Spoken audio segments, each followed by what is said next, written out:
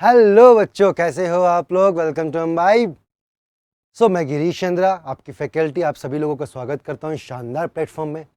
जैसा कि हम जानते हैं कि हमने कंसेप्ट कैप्सूल से एक सीरीज़ स्टार्ट की है उन बच्चों के लिए जो अभी ऑनगोइंग कुछ ना कुछ क्लास 12th में टॉपिक पढ़ रहे होंगे, और उन बच्चों के लिए भी है जिनको इन कंसेप्ट में थोड़ी डिफ़िकल्टी होती है समझने में।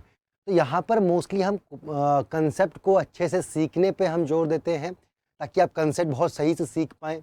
ओके, नेक्स्ट मैंने कुछ सेशन इसमें ले चुका हूँ ऑप्टिक्स में। ओके, ज्योमेट्रिकल ऑप्टिक्स में आज मैं मिरर फार्मूला में कुछ प्रॉब्लम करवाऊंगा। जो मैं पिछली क्लास में मिरर फार्मूला में डिस्कस किया था उसमें कुछ प्रॉब्लम्स आज करेंगे।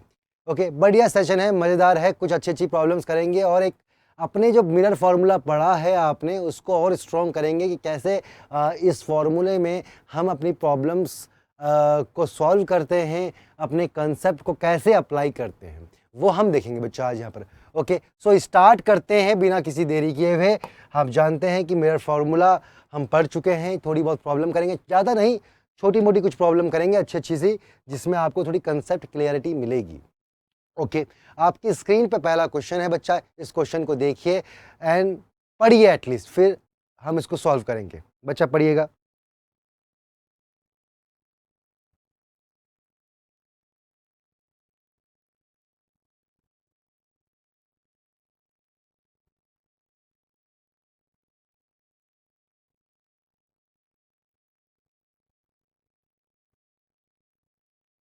ओके, क्वेश्चन आपने पढ़ लिया होगा, आई थिंक क्वेश्चन पढ़ लिया है और ट्राई किया होगा। जिनका आंसर आ गया है बहुत बढ़िया, जिनका नहीं आया वो सब लोग यहाँ पर देखिएगा।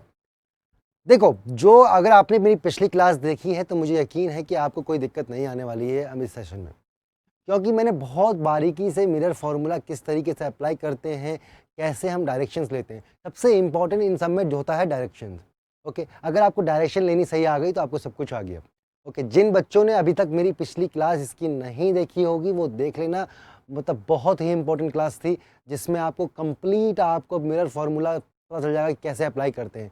ओके, उससे पहले भी हमने रे डायग्राम कुछ वगैरह सीखे हैं। मतलब आप इस पूरे 3-4 सेशन में ले चुका हूँ, 4 सेशन में ले चुका हूँ, इसको आप पूरा देखिए, आपको बहुत बढ़िया कंसेप्ट क्लैरिटी मिलने वाली है। सुनिएगा, एक कॉन्केव मिरर और फोकल लेंथ 15 सेंटीमीटर। आप जानते हैं कि अगर कॉन्केव मिरर है तो फोकल लेंथ तो उसकी हमेशा नेगेटिव ही होगी, क्योंकि इस डायरेक्शन में रेज आएंगी।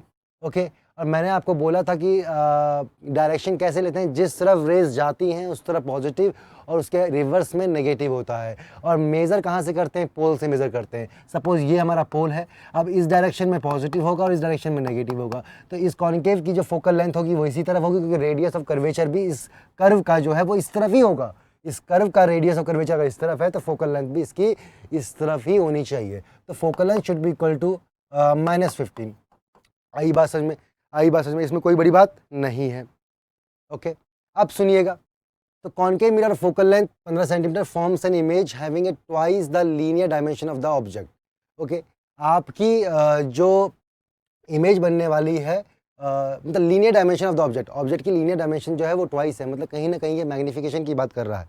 कहीं ना कहीं किसकी बात कर रहा है बच्चा, मैग्नीफिकेशन की बात कर रहा है। सुनिएगा, अगर मैं बात करूं मैग्नीफिकेशन की तो आप जानते हैं कि दैट इज -v/u, और ये वैल्यू इसने दी है ट्वाइस, ये वैल्यू दी है इसने ट्वाइस।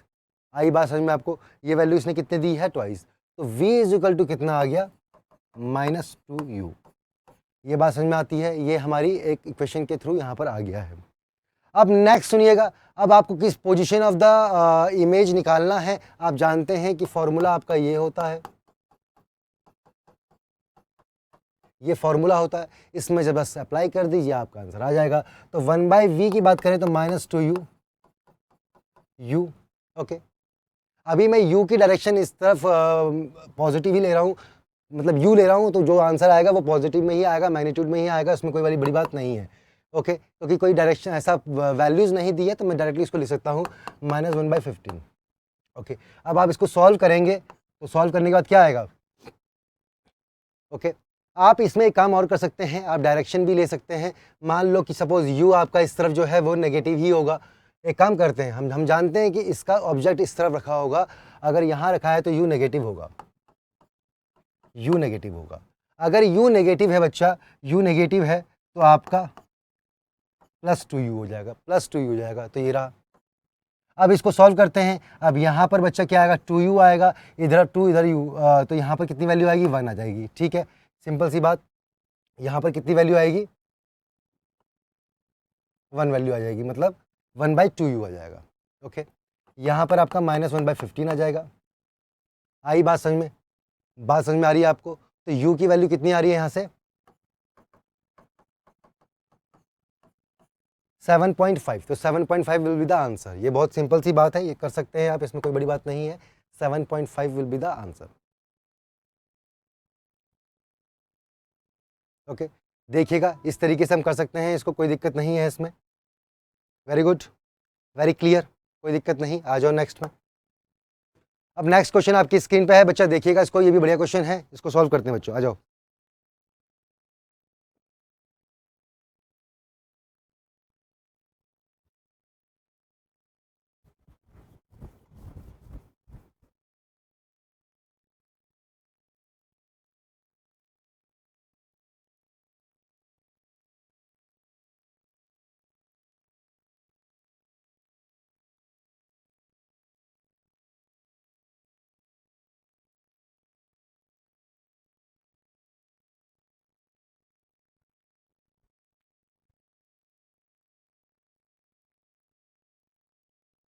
क्वेश्चन पढ़ लिया बच्चों, आ जाओ। क्वेश्चन पढ़ लिया है आपने, कोई दिक्कत किसी को नहीं होनी चाहिए, आ जाओ स्क्रीन पर आ जाओ। बहुत सिंपल क्वेश्चन है, बढ़िया क्वेश्चन है, कैलकुलेटिव है थोड़ा सा, तो इसको आराम से कैलकुलेशन देखेंगे इसकी। When an object is placed at a distance of 25 centimetre from a mirror, किसी मिरर से, चाहे कोई भी मिरर हो, उसके हमने 25 सेंटीमीटर लिया है, तो इसकी वैल्यू नेगेटिव में ही होगी।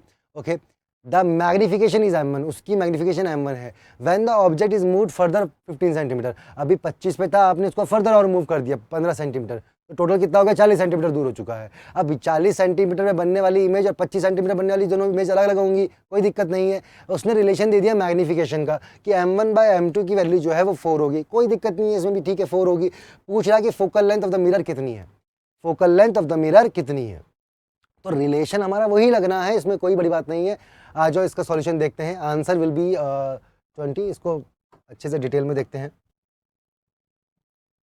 यस, ओके, अब सुनिएगा, देखिए बहुत प्यार से करेंगे, बहुत सिंपल से करेंगे। देखो मिरर है और उसका ऑब्जेक्ट जो है 25 सेंटीमीटर में है, तो अगर कॉन्केव भी लेते हैं तो सिंपल सी बात है कि उसका वो इस तरफ ही होगा, मतलब ऑब्जेक्ट कहीं इस तरफ ही रखा होगा, तो रेज हमारी जो जाएंगी इस तरफ जाएंगी, और ऑब्जेक्ट इस तरफ रखा है तो -25 ही होगा, कोई दिक्कत नहीं है। उसने उसकी u1 तो -25 हो गया, उसने उसका क्या करा, 15 सेंटीमीटर उसको और बढ़ा दिया, 15 सेंटीमीटर मतलब उसको और यहाँ बढ़ा दिया, तो टोटल कितना हो गया, टोटल हमारा कितना हो गया 40 सेंटीमीटर।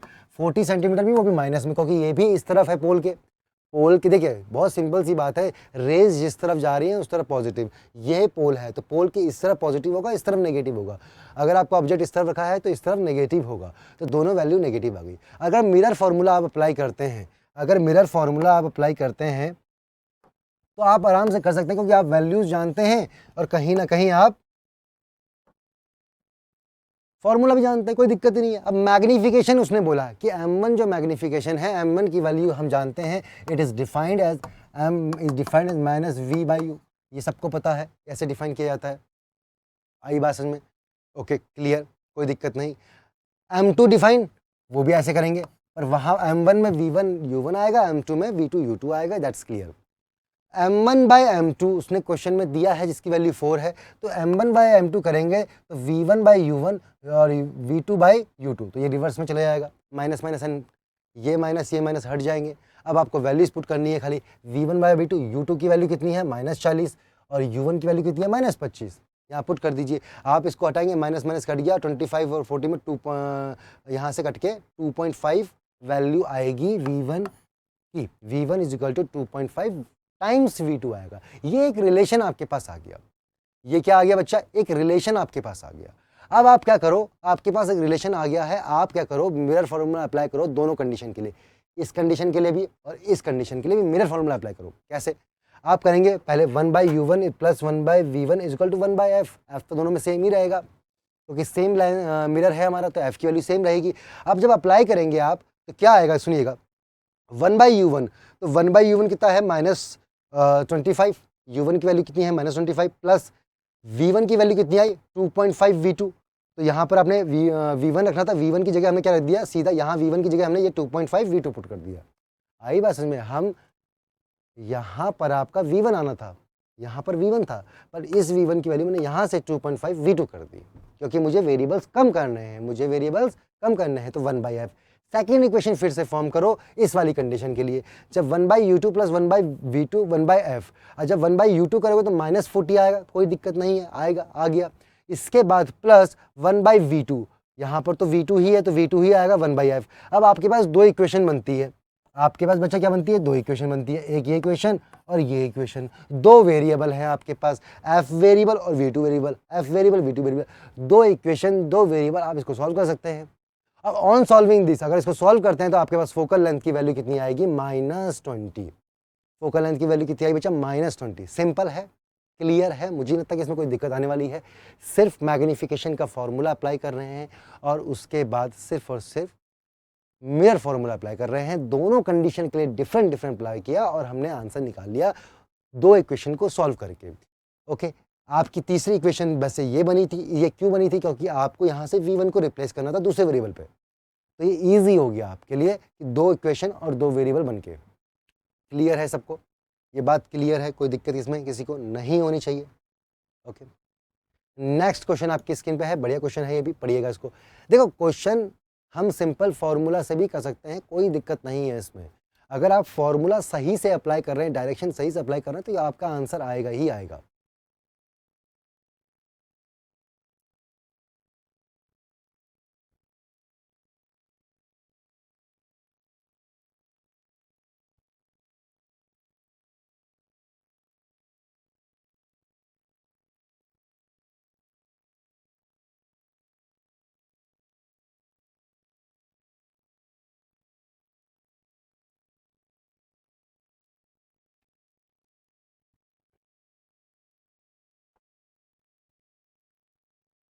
आ जाओ,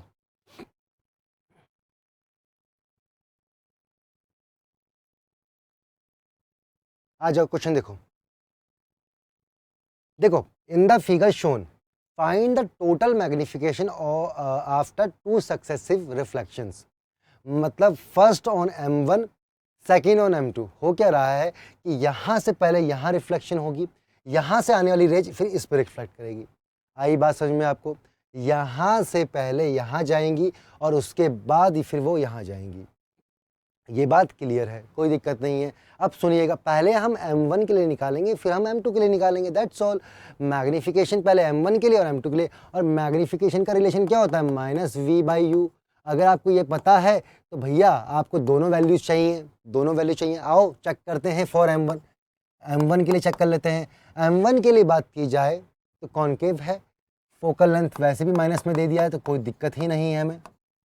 ओके, इसके लिए ऑब्जेक्ट यहाँ पर है, अगर ऑब्जेक्ट यहाँ पर है तो ऑब्जेक्ट से दूरी कितना हुआ, ऑब्जेक्ट से दूरी कितना है 30, मतलब u की वैल्यू क्या आई 30, बट 30 नहीं आएगी, क्यों, इस ऑब्जेक्ट से निकलने वाली रेज इस तरफ जाएंगी, इस तरफ जाएंगी। अब इस मिरर का पोल ये रहा, तो इस तरफ की वैल्यूज पॉजिटिव होंगी और इस तरफ की नेगेटिव होंगी, पर ऑब्जेक्ट तो आपका यहाँ रखा है। अगर ऑब्जेक्ट आपका रिवर्स रखा है विद द रेज गोइंग, तो आपकी वैल्यू नेगेटिव में होनी चाहिए, तो u नेगेटिव में हो गया। आपके पास M1 मिरर के लिए f है, u है, आप v निकाल सकते हैं। v कैसे निकालेंगे, आप जानते हैं 1/v is equal to 1/u is equal to 1/f। आप इसको सॉल्व करके जानते हैं कि आप डायरेक्टली यहाँ से भी निकाल सकते हैं, डायरेक्ट रिलेशन से। हम इसको सॉल्व, अगर इसको रीअरेंज करें तो इमेज की जो डिस्टेंस होगी वो कैसे होगी, uf minus upon u minus f होगी। क्लियर, अब वैल्यूज पुट करते आ जाओ। तो u की वैल्यू कितनी है बच्चा, -30, f की कितनी है -20, u -30 -20। सुनिएगा, ये आपके पास आया तो माइनस माइनस तो प्लस हो गए, ऊपर 600 आ गया, और माइनस माइनस प्लस हो गया, -30 + 20 कितना हुआ, -10, तो यहाँ से वैल्यू -60 आ गई। -60, माइनस का मतलब इमेज भी आपकी इस तरफ ही बनेगी। ओके, अब इमेज की वैल्यू आई है -60। अब सुनिएगा, -60 इसके इस तरफ कहाँ पर लाई करेगा, ये भी सोचने वाली बात है कि ये वाला जो है इसका -60 वो कहाँ करेगा। आप जानते हैं कि ऑब्जेक्ट रखा हुआ है यहाँ पर ऑब्जेक्ट रखा है यहाँ पर, ठीक है, ये आपका 30 हुआ, ये आपका 10 हुआ, 40 हो गया। 40 के बाद आपको तो 60 चाहिए, वो भी माइनस का, मतलब इसके इस तरफ 60 चाहिए, तो ये कहीं ना कहीं यहाँ पर आके आपकी क्या बनी, ये 20 बना। तो टोटल कितना बना ये बना आपका 60, माइनस का 60 मतलब इस तरफ। ओके, ये बात समझ में आ गई कि हाँ, ऑब्जेक्ट जो है वो इस तरफ लाई करेगा, मतलब ये वर्चुअल ऑब्जेक्ट होगा। क्यों? क्योंकि रेज आपकी ऐसे आएंगी, रेज आपकी ऐसे आएंगी, रेज ऐसे और ऐसे आएंगी, और ये यहाँ पर वर्चुअल ऑब्जेक्ट बनाएंगी, वर्चुअल ऑब्जेक्ट बनाएंगी। ये हम पिछली क्लास में पढ़ चुके हैं, जिन बच्चों ने नहीं पढ़ा है वो जाके देख लेना कि वर्चुअल ऑब्जेक्ट क्या होता है। ओके, अब देखिएगा, अब रेज आपकी इस तरफ जा रही हैं, सुनिएगा, रेज इस मिरर के लिए यहां से रिफ्लेक्ट होके तो रेज ऐसे जाएंगी, कॉमन सी बात है ना, आपका यहां से रिफ्लेक्शन हुआ, रिफ्लेक्शन के बाद रेज यहां जाएंगी और वो रेज यहां टकराएंगी इस वाले पे, तो मतलब इस तरफ जा रही हैं, इस मिरर के लिए इस तरफ जा रही हैं, तो इस तरफ डायरेक्ट जाने वाली पॉजिटिव और इसके रिवर्स वाली नेगेटिव होगी। अब मुझे बताओ, इस मिरर के लिए, सुनिएगा ध्यान से, इस मिरर के लिए तो पोल ये है, इसका पोल तो ये है, इस मिरर के लिए ऑब्जेक्ट कितनी दूरी पे है, 20 दूरी पे। अगर मैं M2 की बात करूं, M2 की बात करूं, तो U2 जो है, U2 है, ये सारे U1 हैं, ये U2 मान लो, इनको कोई दिक्कत नहीं है, आप नोटेशन चेंज कर सकते हैं। तो M2 के लिए U2 जो है पोल से इस तरफ कितना है, 20 है, और किस डायरेक्शन में है, रेज की डायरेक्शन में, तो इसकी वैल्यू तो +20 होनी चाहिए। आई बात समझ में? बहुत सिंपल है। सुनिएगा, यहां से यहां रेज गई, जो रिफ्लेक्ट होकर यहां आई, और रिफ्लेक्ट होने के बाद वो इस तरफ जा रही हैं, और ऑब्जेक्ट आपका कहां बन रहा है, मतलब जो इसका इमेज होगा, जो इसका इमेज होगा वो इसका ऑब्जेक्ट बन जाएगा। आई बात समझ में? जो इसका इमेज होगा वो इसका ऑब्जेक्ट बन जाएगा, और वो जब इस तरफ आएंगी तो यहाँ पर वो ऑब्जेक्ट बनेगा U = +20 पे, क्योंकि इस डायरेक्शन में है। अगर मैं फोकल लेंथ की बात करूं तो फोकल लेंथ इस मिरर का इस तरफ ही होगा, क्योंकि आर्क इस तरफ है, रेडियस ऑफ कर्वेचर इस तरफ होगा। ये किस डायरेक्शन में है, जहां रेज जा रही हैं, तो मतलब ये भी +10 हो गया। तो आप अगर यहां पर निकालते हैं UF U - F, तो कितना आएगा, U की वैल्यू कितनी आई बच्चा, +20 इंटू F कितना है, 10, और 20 - 10। आई बात समझ में? तो यहां से वैल्यू कितनी आ रही है, यहां से वैल्यू कितनी आ रही है, फिर यहां से वैल्यू कितनी आ रही है, 20। क्लियर? यहाँ से वैल्यू 20 आ रही है। अब एक और चीज़ सुनिएगा, हमें पहले मैग्नीफिकेशन निकालने हैं, सक्सेसिव मैग्नीफिकेशन, मतलब मैग्नीफिकेशन का मल्टीप्लिकेशन निकालना है, M1 × M2। अगर मैं M1 की बात करता हूँ, M1 की बात करता हूँ, M1 का इमेज कितना है, माइनस ऑफ M1 का इमेज कितना है, -60। ओके, M1 का ऑब्जेक्ट किस दूरी पे है, U -30 पे, तो ये वैल्यू कट के कितनी आई, 2, कितनी, -2। आ रही है बात समझ में? इसकी वैल्यू कितनी आ रही है, -2। M2 का इमेज, M2 का इमेज कितना है, 20 माइनस का, और M2 का ऑब्जेक्ट कितना है, ऑब्जेक्ट है भी 20, ये कितना आया, -1, ये कितना आया बच्चा, -1। आपके पास M1 M2 आ चुका है। अब आपको सिर्फ और सिर्फ क्या करना है, मल्टीप्लिकेशन करना है। सक्सेसिव मैग्निफिकेशन के लिए क्या होगा, -2 should -1 and that is equal to 2। So 2 will be the answer. ये बात आपको समझ में आ रही है कि नहीं, देखिएगा इसको देखिए, आपको ये बात समझ में आ रही है कि नहीं।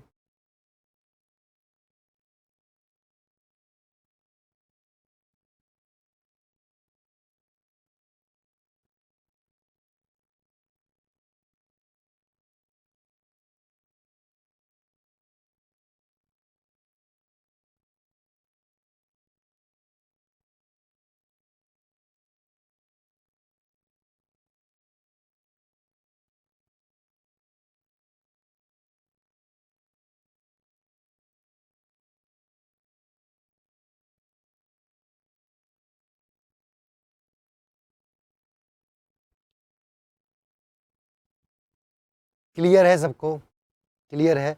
देखिए, सिंपल फॉर्मूला लगा के आपने वैल्यूज को निकाला है, कोई बड़ी बात नहीं थी यहाँ पर। बस ध्यान रखिएगा कि ये पहले M1 में रिफ्लेक्शन होगा और जो उस पे बनने वाली इमेज है वो M2 के लिए ऑब्जेक्ट बन जाएगी, क्योंकि वो रेज आएंगी तो वो उसके लिए ऑब्जेक्ट बन जाएंगी और उसकी वैल्यू जो है वो इस तरफ आ रही है +20 में।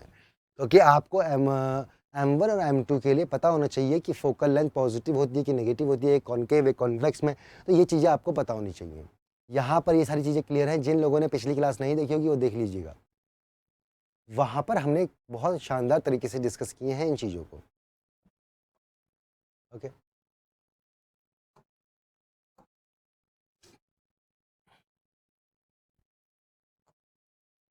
नेक्स्ट क्वेश्चन आपकी स्क्रीन पे है, बच्चा पढ़िएगा इसको। नेक्स्ट क्वेश्चन आपकी स्क्रीन पे है, पढ़िएगा इसको।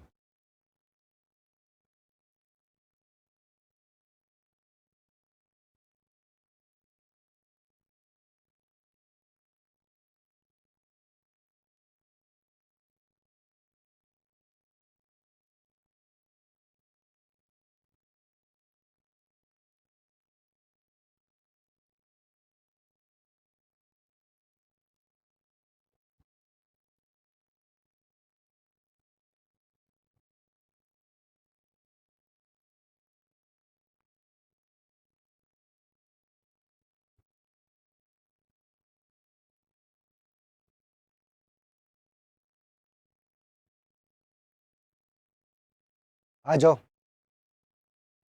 देखो क्वेश्चन ये भी अच्छा है, बढ़िया क्वेश्चन है, कंसेप्ट बेस है।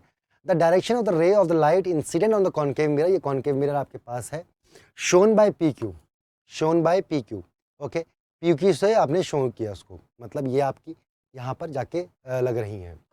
अब और in which rays would travel after reflection, reflection के बाद आपसे पूछ रहा है कि कौन सी डायरेक्शन होगी, रिफ्लेक्शन के बाद आपसे पूछ रहा है कि कौन सी डायरेक्शन होगी। Which of the four rays correctly show the direction of the reflected ray. अब बहुत कॉमन सेंस की बात है, सुनिएगा, बहुत कॉमन सेंस है कि आपका ये एफ से पास हो रही है, ये जो रेज है जो पी क्यू आ रही है वो एफ से आ रही है, एफ मतलब फोकस से आ रही है। आप जानते हैं कि कोई भी रेज, आपने ये चीज़ पढ़ी है, कोई भी रेज अगर पैरेलल आ रही है, पैरेलल आ रही है और इन्फिनिटी से आ रही है और पैराक्सियल भी है, मैंने पैराक्सियल बहुत शानदार तरीके से बताया था, पैरेलल आ रही है तो वो कहाँ से पास होती है, कोई भी रेस पैरेलल आती है तो वो फोकस से पास होती है, पैरेलल हो और पैराक्सियल भी हो, मतलब इस प्रिंसिपल प्लेन एक्सेस के पास में हो ताकि एंगल छोटे हों, वो मैंने पिछली क्लास में डिस्कस किया है। तो ये रेज कहाँ से पास होती हैं, ये फोकस से पास होती हैं, आने वाली रेज फोकस से पास होती है। अब इसी का उल्टा कर लो, जो भी रेज फोकस से जाएगी, जो भी रेज फोकस से जाएगी वो कहाँ जाएंगी, वो पैरेलल जाएंगी और इन्फिनिटी पे जाएंगी।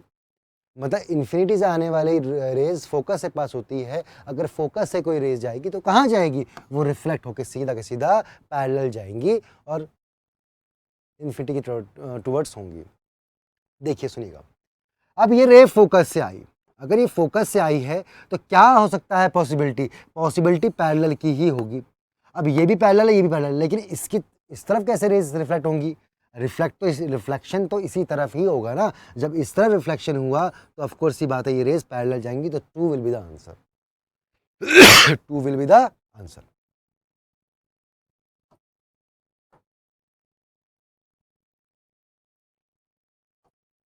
ओके, सो ये हमने कुछ प्रॉब्लम्स आज डिस्कस करी, आप इन प्रॉब्लम्स को देखिएगा, बहुत बढ़िया प्रॉब्लम्स थी, सिंपल प्रॉब्लम्स थी। ओके, कंसेप्ट आपने पढ़ चुके हैं, मैं मिरर फार्मूला और रे डायग्राम भी पढ़ा चुका हूँ, वहाँ भी आप उसको पढ़िएगा, पहले के सेशंस हैं उनको पढ़ने का ट्राई कीजिएगा, आपका 100% यहाँ पर कंसेप्ट स्ट्रॉन्ग होगा। जिन बच्चों ने अभी तक हमारी ऐप एमबाइब की नहीं डाउनलोड की है, कर लीजिए, या फिर वेब में इसको लॉगिन कीजिए, आपके लिए लॉगिन ऐसे आएंगे, यहाँ पर आपको लॉगिन करना होगा, यहाँ पर आपको लॉगिन करना होगा, यहाँ पर आपको नंबर डालना होगा, नंबर डाल के आप इंटरफेस खुलेगा और वहाँ पर जाके आप होम पे जाइए, होम पे आपको लाइव क्लासेस मिलेंगी, फिर वहाँ पर लर्न में जाइए, आपको वीडियोस मिलेंगे, प्रैक्टिस में ढेर सारी बुक्स हैं, वहाँ प्रैक्टिस कीजिए, टेस्ट दीजिए और अपनी जर्नी को अचीव कीजिए। आप देखिए कि हाँ कितना % आप में इम्प्रूवमेंट आ रहा है। आई बात समझ में, ये सारी चीज़ें आपको करनी पड़ेंगी क्योंकि बहुत इंपॉर्टेंट है, ये ऐप बहुत इंपॉर्टेंट है। क्योंकि आपको कंप्लीट पैकेज देती है जिसमें क्लासेस भी हैं और पूरा कंटेंट है, और कंटेंट भी है छोटा मोटा नहीं, अच्छी अच्छी बुक से कंटेंट दिया गया है। आई बात समझ में? आपके पास डिफरेंट एग्ज़ाम्स भी इसमें मिलेंगे। एग्ज़ाम्स इन द सेंस कि आपको अगर जेई का एग्ज़ाम देना है तो जेई के लिए भी अलग डिफरेंट सेगमेंट है, मेडिकल का नीट देना है तो उसके लिए भी है डिफरेंट, सीबीएसई पर के लिए पढ़ना है, बोर्ड के लिए पढ़ना है, तो वो भी हमारा सब कुछ इसमें है। ओके। अभी तक आपने एमबाइब की लेंस ऐप भी नहीं डाउनलोड की तो कर लीजिए, वेरी वेरी गुड ऐप। कैसे? क्योंकि आप पढ़ते पढ़ते सपोज आपको किसी चीज़ का 3D मॉडल्स और एनिमेशंस देखने, तो क्या करना पड़ेगा आपको? आपको बस स्कैन करना है इस ऐप के थ्रू। आप इस ऐप को खोलिए, स्कैन कीजिए किसी कीवर्ड को। जब आप किसी कीवर्ड को भी स्कैन करेंगे तो आपकी स्क्रीन पे 3D मॉडल्स और एनिमेशंस आएंगे। उन 3D मॉडल्स और एनिमेशन से आप फर्दर और सीख सकते हैं, अपनी नॉलेज को और एनहेंस कर सकते हैं। ओके बच्चों, होप आपको सेशन अच्छे लग रहे होंगे, आपको सेशन में मज़ा आ रहा होगा। कोई दिक्कत नहीं है, ऐसे ही फर्दर सेशन में लाता रहूँगा, न्यूमेरिकल्स भी लाता रहूँगा और थ्योरी भी लाता रहूँगा, ताकि आप जो ऑनगोइंग पढ़ रहे हैं आपको दिक्कत ना आए किसी भी कंसेप्ट को समझने के लिए। ओके, सो बच्चों ऐसे ही मेरे साथ बने रहो, तब तक के लिए take care, thank you so much. Keep imbibing. We believe in you.